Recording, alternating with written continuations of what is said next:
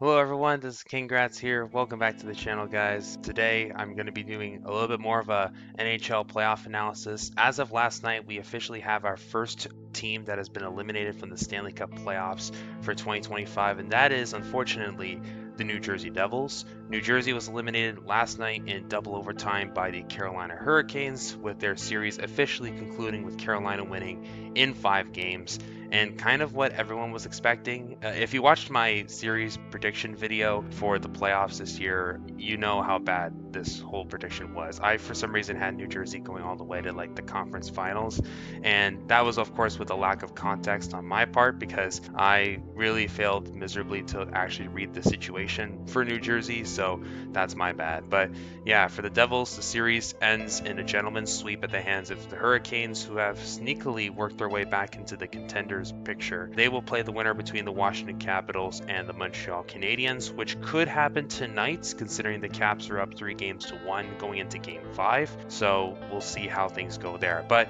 this video is just going to be a quick run through of the New Jersey Devils and what they're looking like going into the offseason, and basically how this year went about and why they fell apart in the playoffs so quickly. Before I get into it, if you guys enjoy this type of content, please leave a like, subscribe to the channel for more content if you like this one, and I'll get into it right now. Starting off, New Jersey started the year with almost like a fresh page. For one, last year it was disappointing that they missed the playoffs, but due to a number of injuries to their key players that really killed their season. In the offseason, they brought in Sheldon Keefe to be their new head coach, and of course he brought with him a tons of playoff experience, well, whatever playoff experience he got out of Toronto, let's be honest.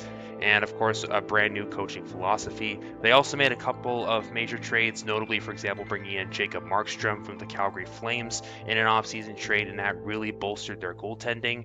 To start the year, they looked pretty good. They were getting really good work out of their goaltending. Their defense was strong. They were getting good numbers out of guys like Nico Hischier and Jack Hughes.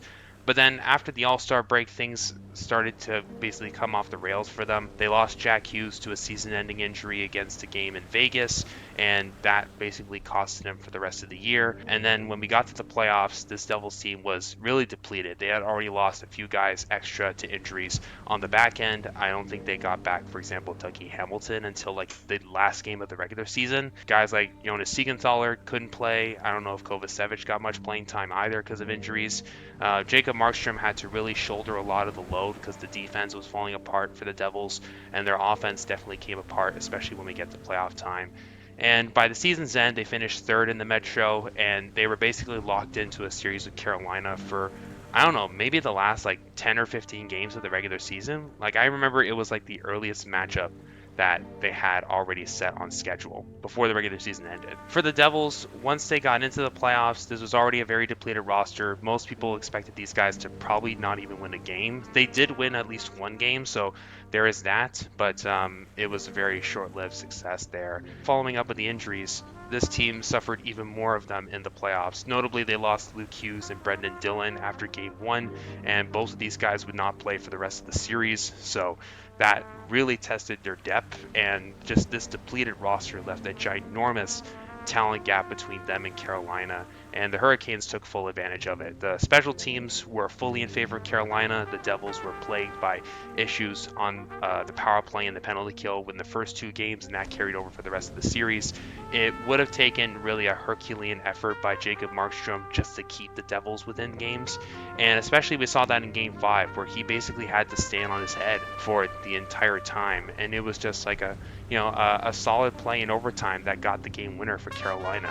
But it was only a matter of time that the Devils are probably just going to run out of gas. Some people will probably argue that Markstrom was left out to dry because of how the team was performing defensively, and also the fact that they weren't really giving him a lot of goal support. I mean, that's kind of the consequence of getting a depleted roster because of injuries, considering most of their talent was out. But, it is what it is, right? It really hurted the team in the short term, having all these injuries. If Jack Hughes was fully healthy going into this series, maybe things would have been a lot different, but I just don't really know moving forward. I would expect that the Devils probably do some major improvements in the offseason. Maybe they try to get some more guys out of free agency or whatnot. They did get some changes last offseason and bringing in some more veteran pieces.